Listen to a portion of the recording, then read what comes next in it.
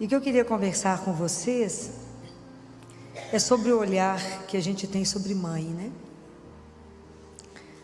Mãe é algo tão extraordinário que só pode ter sido uma invenção de Deus. Mas eu fico tão encantada com o processo que acontece para ser mãe. Porque mãe a gente não nasce sendo, a gente se torna mãe. E é tão interessante como é que a gente é seduzido, né? Porque a gente tudo começa com um sonho, né? De pequena fala, eu vou casar, vou ter um tanto de menino. Não é assim? Tive uma menininha que teve que ser chamada, né, com 4 anos na escola, porque ela estava inibindo os menininhos, que ela chegava perto deles e falou assim, você vai casar comigo agora, porque eu quero ter muito filho, então nós temos que começar hoje. Os meninos choravam porque não queria ela ir mudando de menino, né? Que alguém tinha que casar com ela, 4 anos de idade. Então a gente alimenta um sonho. E quando Deus suscita no nosso ouvido e fala, você quer ser co-criadora comigo? A gente não entende isso não. A gente casa, tem o sonho de entrar, de casar, de fazer a festa de casamento. Vai sendo todo um processo. Aí chega um momento que a gente quer ser mãe, engravida. E o primeiro momento, antes do corpo até ser transformado, nós já estamos pensando no quarto, no nome, e o nível primeiro das preocupações é esse, é para Miami, fazer enxoval, ou pegar a lista de quem já vai e já traz tudo para a gente, e a gente vai crescendo nisso, o corpo vai sendo transformado. E as transformações internas, elas vão acontecendo, o homem não acompanha esse processo. Esse processo é só da mulher. É impressionante. A mulher passa não só pela transformação física, mas pela transformação toda da alma. E à medida que caminha da maturidade. Então os olhares sobre o filho vão mudando. A transformação, ela é tamanha que a ciência já provou que toda mulher que gera, durante o processo da gestação, o cérebro dela passa por uma lapidação na área da sensibilidade. Por isso que mãe não erra. Nunca vi mãe errar até hoje. Por isso que um filho não engana a mãe. Por isso que a mãe sabe o passo do filho e sabe o que aconteceu com o filho. O filho pode negar, falar, não aconteceu nada. A mãe sabe que é mentira. Deus fala com a mãe. É uma coisa das mais impressionantes que eu acompanho. Então a mãe sabe. Então esse processo o homem não tem, mas a mãe tem. A mãe sabe que está acontecendo alguma coisa com o filho. A coisa é tão diferente como as coisas a gente observa. A mãe fala assim, doutor, eu trouxe esse menino porque ele está tossindo tanto, coitado, que ele não está conseguindo dormir. O pai fala, eu trouxe esse menino porque ele está tossindo tanto que não está me deixando dormir. É completamente diferente até as falas. É completamente diferente. Então, como é que o processo na mulher, ela vai deixando, porque depois que você tem filho, o filho vira o espelho para você e fala assim, é você, ó. E o filho começa a revelar você para você mesma. E você se descobre. E a criança, ela tem um potencial tão encantador, que a criança tira de nós, extrai de nós o que a gente tinha de melhor e não sabia. A gente passa a ser uma pessoa completamente diferente. Então, porque nos tornamos sensíveis, mulher chora por tudo. Então a gente passa a ter uma caixa d'água na cabeça e vai à inauguração de padaria, você chora. Lançou uma nova, tudo você chora. Tudo a mãe chora, tudo ela identifica. Mas ao mesmo tempo que a mulher é isso, essa mulher se torna uma leoa, né? Ela se torna uma leoa. Ela defende aquela cria como ninguém. Você pode pegar o seu filho, ver todos os efeitos, brigar com ele, mas se alguém na rua falar aqueles mesmos defeitos, você mata. Dentro de casa você põe ele no lugar, mas a rua não pode falar do seu filho. Então é tão interessante o que eu vou observando, como é que a menina que sonhou um dia ser mãe, ela vai se transformando naquela que se torna a guardiã do filho. Ela dá a vida pelo filho, ela faz tudo pelo filho, ela se consome pelo filho, ela envelhece, ela se dá inteiramente e nem percebe, porque ela passa a noite do lado do menino com febre. Quando o menino melhora a febre, ela vira outra. Então, esses dias eu estava mexendo com a mãe, que ela chegou abatida, eu olhei para o menino e falei, ele está de pneumonia, fizemos o raio-x, era pneumonia. A mãe estava morta, querendo saber onde é que estava a culpa, né, de colocar do pneumonia dentro do menino. Aí, segunda-feira, o menino voltou curado. A mãe falava tanto que ela não parava de falar em um minuto. Falei, já curou, né? Sim, examinar, porque do jeito que você está falando, já está arrumado, o menino só pode ter sarado. Aí a gente descobre que a gente é feliz dependente. E a mãe só consegue ser feliz se o filho está bem. Se o filho não está bem, a mãe está um caco. E claro que se sentir o primeiro culpado, porque que aconteceu alguma coisa com o menino, né? Então, esse processo de se tornar mãe é algo que a gente percebe e que vocês vão tomando dimensão do tanto que vocês estão sendo transformadas em algo muito melhor. Muito melhor. A gente se torna uma pessoa tão melhor depois que você vira mãe. Depois que vira avó, a gente fica melhor dobrado, né? Então, é tão interessante acompanhar que à medida que o menino cresce, a menina que vira uma moça, que vira uma mulher, ela desabrocha como ser. É um ser diferente. A mãe é completamente diferente. Então, na questão de vigiar tudo, de olhar tudo, de dar conta de tudo, de entender o filho, ela entende que existe um outro processo dentro dela, porque depois que nasceu o menino, ela tem que entender que ela precisa de ser mulher, depois de ser mãe. Esse é um outro processo que acontece dentro das mães, que precisa ser visto com cuidado, olhado, porque senão o casamento acaba igual a abelha. Depois tem o menino, mata o zangão, fala, não preciso de você, quero só meu filho. E esse é um perigo, e nós sabemos que é um perigo. O grande desafio de ser mãe, de ser esposa, de ser profissional, e de se descobrir no meio disso tudo, com a sua identidade, porque a mulher vai se perdendo no meio de tantas funções e de repente ela não sabe nem quem ela é mais.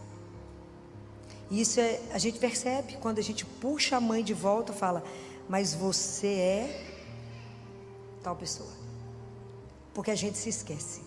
No meio disso tudo, o amor te consome de uma tal forma que você só se doa e não percebe. Então, entre tantas funções da mãe, e quando o padre chamou para esse café, que era um carinho com vocês, é de vocês nesse momento poder se posicionar diante de vocês mesmas, porque a rotina tira a beleza daquilo que a gente vive, e a gente acha que é aquilo mesmo. Para mim, a maior missão concedida, solicitada a uma pessoa é, cria para mim esse menino, educa, faça dessa criança que chegou para você sem manual de instrução, um homem e uma mulher que o mundo vai admirar. Você fala, eu não dou conta dessa missão. Mas é interessante que no primeiro momento, a preocupação da gente é o menino, é ter leite, é dar o peito, é ver o menino crescer, e é ver o menino bater todos os marcos do desenvolvimento, né? E é claro que nós, como mãe, achamos que o nosso filho é o mais inteligente, mais esperto, o melhor. Doutor, ele já faz isso, claro que todos fazem isso naquela época, né? Mas o menino dela é sempre mais bonito, mais inteligente, a gente deixa, porque isso faz parte do ser mãe, faz parte. E a mãe que nasce o bebê, que não é aquilo que ela sonhou, a mãe que tem um filho com uma síndrome, ou a mãe que nasce o filho prematuro, ela sonhou com aquele menino corado de 9 meses, de 4 quilos, nasce um menino de 600 gramas. Então aquela mulher que passa pelo processo da perda do bebê que ela sonhou, para assumir e amar o filho que chegou. Isso é um processo, porque tem que morrer um, aí morre a mãe e aquele menino, e nasce uma mulher como ninguém, porque ela passa a dominar o assunto mais que é médico, ela sabe mais da doença do menino que qualquer doutor no assunto, porque ela estuda, ela investe, e uma das coisas mais lindas, ela não abandona, o filho é dela.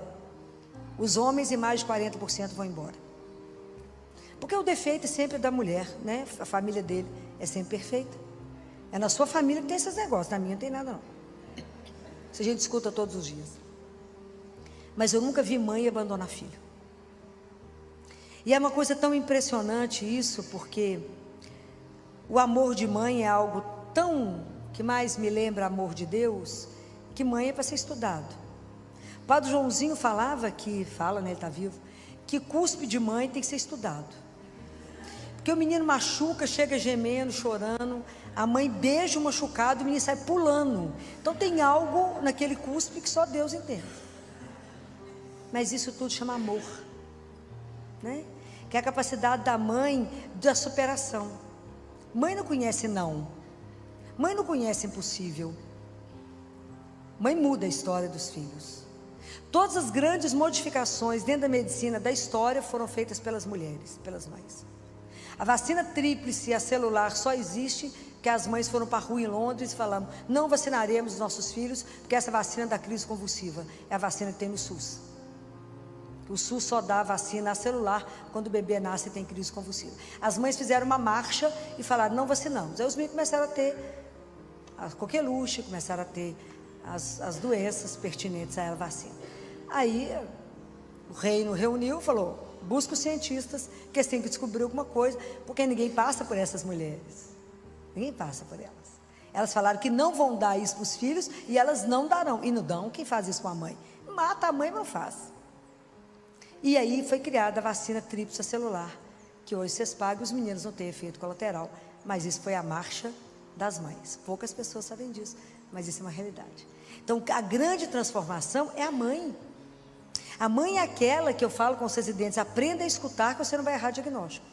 Ela não tem que saber o nome da doença, mas ela fala: é isso, isso, isso. Você faz o igual, só isso, mais isso, mais isso, da tal doença. A mãe sabe quando tem uma coisa errada com o filho. Teve um caso engraçado lá no consultório, que foi o casal, a mãe falou: filho, eu trouxe esse menino, que está com uma tosse que sai da alma. O marido falou: mas quem está tossindo, gente? Tem ninguém tossindo dentro de casa. Ela falou: ele, seu menino, está tossindo.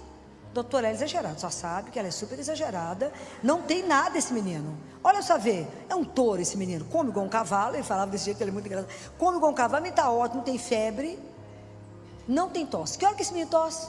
A hora que você dorme. Você não escuta, mas ele dorme. E aí eu examinei a menina, ele falou: eu falei: vou examinar, né? Dia de uma queixa, precisa de duas famílias, né? Completamente diferente. Falei: eu vou examinar. Aí eu examinei, falei com ele: eu vou ter que concordar com sua mulher, porque na verdade eu acho que é pior que ela está achando, nós temos pneumonia. Ele falou: vocês duas são loucas. Falei: pode ser, mas ali do outro lado da rua tem um lugar para fazer raio-x. Vai lá, faz um raio-x e volta aqui. Quando chegou, tinha uma pneumonia importante. Ele falou: não estou acreditando. Falei: que é pneumonia? Ele falou: estou bobo. Falei: deixa eu te dar uma sugestão. Tudo que você for fazer na vida, escuta ela. Primeiro, que a chance de dar errado é menor. Mas isso é um processo que a mulher vai sendo transformada, né, gente? É uma coisa assim impressionante. Isso é uma das coisas que mais me impressiona em mãe. E para mãe não tem limite. Nós tivemos uma mãe na Bahia, no interior da Bahia, muito pobre, que percebia que o filho dela era roxo e ninguém via. Levava nos médicos e falava: é assim mesmo. Assim mesmo é a nossa ignorância. Como ninguém resolvia nada, ela pegou umas roupas, colocou numa sacola, entrou num ônibus de carreira com um menino ruim para Belo Horizonte, com o dinheiro da passagem. Alguém deve ter contado para o motorista que tinha um neném roxo dentro do ônibus. Só a mãe faz isso. Conheço mais ninguém louco nesse nível. O motorista foi ficando apavorado com o menino e parou, conseguiu chegar em Belo Horizonte, né? Não sei que momento que ele foi avisado. E ele parou numa UPA. E na UPA realmente era um menino, tinha uma cardiopatia congênita cianótica. Que de lá ele chegou para nós na Santa Casa. Mas essa mãe sabia que tinha uma coisa errada. Esse menino foi operado, curado e voltou cor-de-rosa para a Bahia. Mas quem fez isso foi a mãe. Foi o amor dela, que não conhece não, que não conhece limite, que não conhece a palavra é impossível. Então isso é uma das coisas que mais me encanta na transformação que a gente que acompanha, de ver quando a mãe está grávida, quando o bebê nasce, e à medida que a criança vai crescendo. A primeira preocupação com a nutrição, depois a preocupação no desenvolvimento e depois daquilo que ele é e será. Mas paralelo a isso, eu percebo que é uma outra mulher que vai sendo gerada. Então eu percebo que vai crescendo duas mulheres ao mesmo tempo, e muitas vezes a gente não percebe.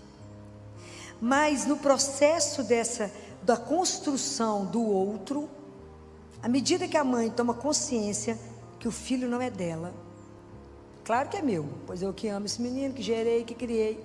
Esse menino não é meu, mas ele é um empréstimo. Ele me foi dado para ser criado para Deus. E um dia eu vou ter que dar contas a isso. Cresce em mim uma outra mulher, que é a mulher de oração. Que eu falo que o caminho mais curto para a gente aprender a rezar é ser mãe. O caminho mais curto. A gente que entra numa igreja pensando em casamento, naquele glamour, na lua de mel dos sonhos, isso tudo vira nada a partir do momento que a gente é mãe. E a partir do momento que a gente descobre a primeira febre. Primeira febre, você acaba de dar o remédio, você põe termômetro. Mas acabou de engolir o remédio. Você fala, doutor, o remédio não abaixou. Eu falo, mas quantos minutos tem que você deu o remédio? Agora, não, demora 1 hora para fazer efeito. Mas o termômetro já foi colocado pelo menos 10 vezes, até a febre abaixar. Então a mãe descobre. E aí a mulher vai descobrindo que, na verdade, quando a gente é convocado para casar, para ser mãe, a gente é chamado a uma missão muito maior. Porque a mulher é aquela que não só constrói os filhos, mas o primeiro filho que ela constrói é o marido que ela jurou fidelidade, que ela recebeu o primeiro filho naquele momento, no altar.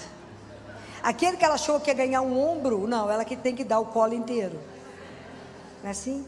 E a partir do momento que você casou e tem filho, você nunca mais tem direito de chorar, a não ser quando toma banho. Porque já mistura com a água do chuveiro, fica tudo por lá.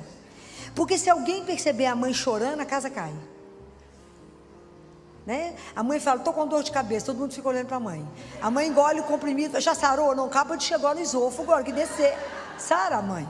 Mas primeiro a mãe tem que engolir o comprimido para sarar. Então mãe não tem direito de deprimir. Se a mãe deprime, a flor murcha, o cachorro adoece e a casa vira um caos. Estou falando mentira? Não estou. A mãe é aquela que esses dias eu estava rindo de uma família, 4. A família falou, doutora Filó, todo mundo lá em casa teve dengue, mas o meu marido ficou em estágio terminal. E ele olhava para mim e falava assim, como que você está dando conta? Ela falou, não tem opção. Eu tenho que dar conta de vocês, de 2 meninos e de mim. Mas ele estava em estágio terminal. Que é assim mesmo, a gente já sabe a intensidade que modifica. Então a mãe é aquela que vai aprendendo algumas coisas. Essa é a primeira. Chora em silêncio no banho ou de madrugada. É aquela que tem que estar sempre animada, porque os meninos ficam olhando para ela. O menino olha, ontem quando eu falei com a mãe no consultório, era o meu último menino, mãe, de novo, a me ligou na hora do almoço, falou, doutor Filó, eu estou preocupado, meu menino está tendo tosse e febre desde segunda-feira, mas é um pico por dia, e meu marido falou que não é nada. Eu falei, eu não gosto dessa murrinha, porque isso para mim é pneumonia, pode ir para o consultório. E aí quando eu falei, mas faz o raio-x antes, na verdade tinha meio pulmão tomado à esquerda. Quando o menino viu, ele falou, mãe, eu vou morrer. Porque o menino olha para a mãe, se a mãe apavora, ele desorienta. Se a mãe mantém a cara de paisagem, fala, está tudo bem. Então mãe não tem direito nem de expressão, sempre a cara, né, de paisagem, porque ela tem que manter a classe, porque senão cai a casa. E isso são coisas que a gente vai adquirindo, porque a gente não nasceu com elas. Mas é a vida de ser mãe que nos transforma. Mas quando a mulher vai percebendo isso, ela descobre que ela não vai dar conta de manter a família, ela tem que ser mãe, ela tem que ser mulher, profissional, dona de casa e tudo mais. Sozinha a gente é capaz? Não. Então eu percebo que nesse momento a mulher amadurece para descobrir o terceiro tesouro que a igreja nos dá. Porque para conseguir esse terceiro tesouro, a gente tem que amadurecer um pouquinho. O primeiro tesouro que a igreja nos dá é Jesus. E a gente tem um encontro com Ele, Ele olha nos nossos olhos e a gente quebra inteira. O segundo tesouro que a gente descobre é a palavra de Deus. E a gente se enamora da palavra. Mas o terceiro tesouro, a gente precisa de um pouquinho mais de caminhada e de maturidade. É Maria. Ela é o terceiro tesouro da igreja. Porque aí eu percebo que a gente passa a ter uma proximidade, que fica de mãe para mãe, né? Ela sabe a sua dor, ela sabe a sua preocupação. Ela também recebeu a missão de gerar. Claro que ela gerou o filho unigênito do Pai, mas o nosso também é filho, e também uma missão foi confiada. Claro que a proporção é devida, mas não deixa de ser uma grande missão, é criar os filhos de Deus. Então eu posso falar com ela, porque eu falo com ela o que o filho fala comigo. Como é que o menino fala com vocês? Mãe, pede o pai para mim. Não é assim? Por ela ali está morrendo de mãe, não é verdade? Porque o pai às vezes é mais durão, mais difícil. O menino fala, mãe, pede o pai para mim, que é negócio. Não fala nem o que é, porque a mãe já sabe. Da mesma forma a gente chega diante de Nossa Senhora e fala, mãe, pede o pai para mim. A senhora é o caminho mais curto, só está do lado dele, fala no ouvido dele. Pede o pai para mim. Como é que Deus pode resistir a uma de vocês como mãe de joelho? Não resiste. Por isso que a oração de mãe é uma coisa tão impressionante. Que Deus fez com Mônica, o Santo Agostinho foi só convertido. Ele foi bispo e doutor da igreja. Porque Deus quando pega, ele pega de jeito. Então como é que Deus nega o pedido de uma mulher? Não nega. Mas a mãe com poder de oração, ela santifica a casa. O marido não resta importância não, daqui a pouco ele está de joelho pior do que eu sei. Por causa de quê? Por causa da mulher. Então é tão impressionante o poder que a mãe tem no silêncio. Quando a casa está naquela confusão, todo mundo se matando, o que a gente aprende quando olha para Nossa Senhora? Nossa Senhora do silêncio, né? Cala. Espera. A mulher vai tendo sabedoria de compreender, de naquele momento não entrar em crise, naquele momento não tomar partido, de calar, de observar, de pedir sabedoria naquele segundo que te resta para não matar ninguém. Quando os meus clientes, por isso tem que ter ela na janela, doutora, para já não mandar alguém pela janela. Não é para os meninos não caírem. Então, quando a gente vai percebendo isso, né? E vai entendendo a missão que é confiada na mão de uma mulher. A mulher, se ela fica viúva, ela mantém a casa, cria os filhos e põe todo mundo de pé. A família que quebra, a mulher com trabalho manual levanta a família. Quantos casos vocês conhecem? A Fanny é uma delas. Loja maravilhosa de chocolate, Fanny colocou a família de pé, começando a fazer chocolate dentro da casa dela, quando o marido perdeu o emprego. Onde era a garagem, virou a fábrica que eu acompanhei o negócio desde o início. Ele nunca mais conseguiu emprego, depois trabalhou com ela e virou a fábrica que virou. Mas quem que fez? Fazendo chocolate dentro de casa. A mulher tem essa capacidade, o homem não tem. Então são tantas coisas que eu observo que a mulher, porque Nossa Senhora quando criou Jesus, ela não recebeu manual de instrução, não tiveram cartão de débito nem de crédito, nem teve legião de anjo ajudando. Lavou, passou, cozinhou, cuidou desse menino que era quem é.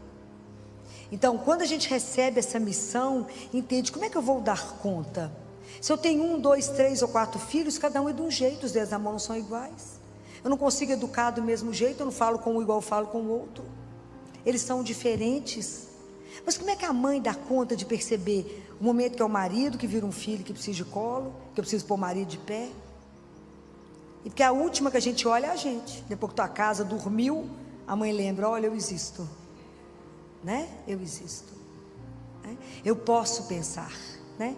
Eu posso descansar.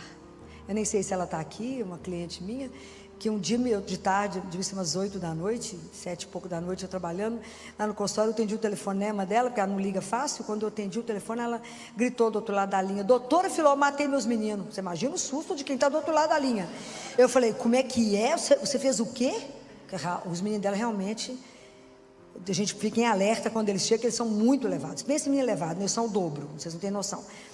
E aí ela falou, o que aconteceu? Ela falou, estou tão cansada, eu entendo, estou tão cansada, que ele está pintando tanto que eu dei melatonina para os dois na dose que eu tomo. E eles tomando banho, caiu a cabeça. Falei, foi só isso? Falei, menina, que olha. E o marido viajou e ela chorava, essa bicha, ela falava, eu disparei a rir, eu falei com ela, pensa na noite de glória, é essa. Marido viajando, menino vai dormir até o dia, até lá pelas 8 da manhã.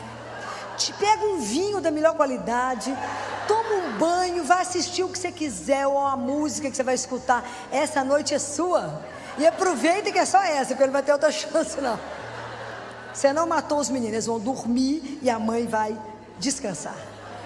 Né? Você imagina, depois que o pediatra recuperou o SUS, pregava, né? Não é brincadeira, a mãe tem direito de respirar e falar, vou descansar, né? Porque não é brincadeira. Mãe é igual, mãe é sempre alerta, né? A coitada da mãe está sempre alerta, porque se ela cochilar, o menino faz arte. Se cochilar, alguma coisa sai errada. Mas é esse processo que eu percebo, né? Assim, mãe é uma coisa que me encanta tanto, porque eu vou vendo essas duas transformações acontecendo: a física, a emocional e a espiritual. Então a mulher, ela se torna de verdade, a mãe, uma mulher de oração, e ela coloca a família no trilho. Mas o que seu filho tem que ver na mão, na sua mão? Que o filho imita. Na verdade, Santo Agostinho via a mãe indo para o Santíssimo. Ele não ia não, mas ele via a mãe indo. O que seu filho tem que ver? Ele tem que ver o terço, tem que ver a palavra de Deus, e tem que ver que quando a situação está difícil, está de joelho. Porque se o seu filho continuar vendo só o celular, nós vamos continuar com a cocaína do mundo, que é o celular. Então nós precisamos de acordar para o que nós estamos mostrando. Não tenha dúvida, seu filho, sua filha vai te imitar, por mais que ele ache em determinado momento que você está ultrapassada, antiquada, errada, vai repetir tudo que você fez. Pode ter certeza disso. Porque amor de mãe é uma coisa tão poderosa, de atitude de mãe, que a ausência do amor materno é a única doença psiquiátrica sem tratamento. Pensem nisso. O menino que não recebe o amor materno será doente eternamente. Na minha família eu tenho 2 modelos. Minha tia adotou 2 crianças com 1 dia de vida. O mais velho está em tratamento psiquiátrico gravíssimo até hoje. E eu lembro dele com 10 anos falando, eu quero achar minha mãe, para ela poder olhar para mim e falar, por que você não me quis? Eu só quero saber por que ela não me quis. E olha que nós procuramos por essa mãe. Não medimos esforços para achá-la e nunca mais achamos. Então, como ele não tem essa resposta, os psiquiatras não dão conta dele. Ele matou minha tia, no sentido não fisicamente, mas na tristeza, ele conseguiu matá-la. Mas faltou nele o amor de uma mulher que gerou esse menino. Eu queria saber por que você me gerou e você não me quis. Por que você não me ama? Então o amor de Deus, o amor da mãe é uma coisa tão fenomenal, que é o amor que levanta o filho doente, é o amor que recupera o filho. E é por isso que toda polícia acha o bandido, porque ele está na casa da mãe, porque é o único amor incondicional. Mas seu filho é um bandido, mas é tão bonzinho, vocês não perceberam? Não, meu filho é ótimo, e é mesmo, porque a mãe consegue ver aquilo que ninguém vê. É como Deus quando nos vê, a gente vê. Eles falavam isso de Michelangelo, diz que ele olhava uma pedra de mármore e falava, vocês não estão vendo a estátua que está aqui? Tem um anjo aqui dentro, eu vou extrair. Mãe é assim, ela olha para aquele filho que pode ser o mais perdido do mundo e fala, mas tem uma coisa tão boa nele, eu vou tirar. Quem que é capaz desse poder de tirar? É só o amor. O amor é a maior força do universo, e o amor de mãe não tem igual, só o de Deus. O amor de Deus, o amor de uma mãe é uma sombra do amor de Deus. É o que mais nos ajuda a lembrar do amor incondicional de Deus. Porque a única coisa que a mãe quer do filho é que ele seja feliz. É a única coisa que a mãe deseja de filho. Então, quando eu percebo essa transformação de vocês, eu fico vendo que felizes as mulheres, felizes as famílias que despertaram para essa dimensão espiritual, que tem como ajuda, como a gente passa a viver colado no manto da mãe, Maria. Porque até nesse momento que eu estou conversando com vocês, nunca existiu alguém, alguma coisa que foi pedido a ela que não foi dado. Porque o poder de intercessão dela é impressionante. E uma vez a revista Times colocou a mulher mais poderosa do universo. Não sei se vocês chegaram a ver isso. E era Maria, a mulher mais poderosa do universo. E o dia que a gente descobre que o terço transforma a sua família. A família que reza o terço nunca será igual a nenhuma família. E eu sei que hoje está na mão de vocês um desafio muito grande, porque a família cristã Hoje é a família que anda num barco a remo, em alto mar, cruzando com os transatlânticos. Eles querem nos afundar. Mas esse barco jamais será vencido. Porque nós temos Deus junto no barco. Jamais. Deus, quando chamou vocês para a missão, não falou que ia ser fácil. Mas Ele falou que não deixaria vocês sozinhos. Então a ajuda a gente tem de Deus. Quando a gente descobre o poder de ajoelhar e pedir. Chega um momento que os filhos não querem que você fale de Deus com eles. Mãe, chatice esse assunto. Não creio, não é assim? Deus nem existe. Nunca insista. Não fique rebatendo. Em vez de você ficar falando de Deus com ele, convida Deus para conversar. Tomar um café, um chá, um vinho, igual de vinho. Convida ele e fala, vamos falar daquele menino que o Senhor mandou? Daquela menina que o Senhor mandou? E me ajuda a criar para o Senhor. Me dá graça, me dá sabedoria para conseguir fazer isso. Eu, quando casei, conta para ele, eu tinha uma ilusão, eu achava que era só casar, colocar um vestido lindo, entrar na igreja e ser feliz para sempre. Que era assim que as histórias das princesas acabavam. Não me contaram que tinha uma missão imensa, que eu não tinha noção dela, mas que devagar ela vai sendo revelada, que é essa missão de continuar gerando. Mãe nunca acaba de gerar. Você gerou fisicamente e colocou a criança no mundo, mas a gerar um filho espiritualmente e devolver para Deus é o trabalho de uma vida inteira. Por isso mãe é algo tão especial. Por isso que mãe não pode morrer, né? Mãe tem que ser eterna. Então eu fico de verdade tão encantada com a missão de ser mãe, com a missão que deu a cada um de vocês, e que hoje, essa manhã, possa ser para vocês um refrigério mesmo, assim, um bálsamo, para que vocês possam entender a dimensão da missão que foi entregue, mas que diante dessa dimensão maravilhosa de ser mãe, que vocês não tenham medo, abracem essa missão como ninguém, e falem, eu só vou dar conta dela, porque eu estou muito